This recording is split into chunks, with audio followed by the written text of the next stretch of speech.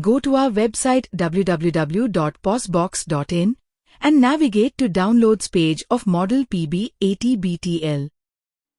Click on Windows and download Label Driver. Double-click on downloaded file. Selected language should be English. Click OK.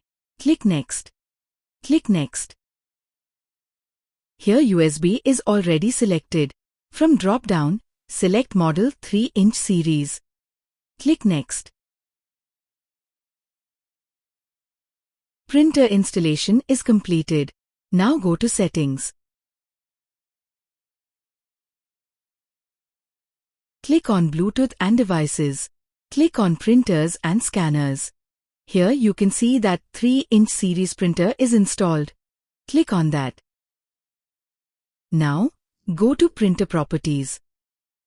Click on Ports. Here select the port where PB80BT-L is mentioned in description.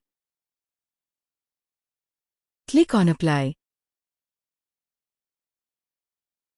Click on Print Test page to check connectivity of the printer. In Printer Preferences, you can change the size of your label. You can create a new label size by clicking on New. Hope this video was helpful.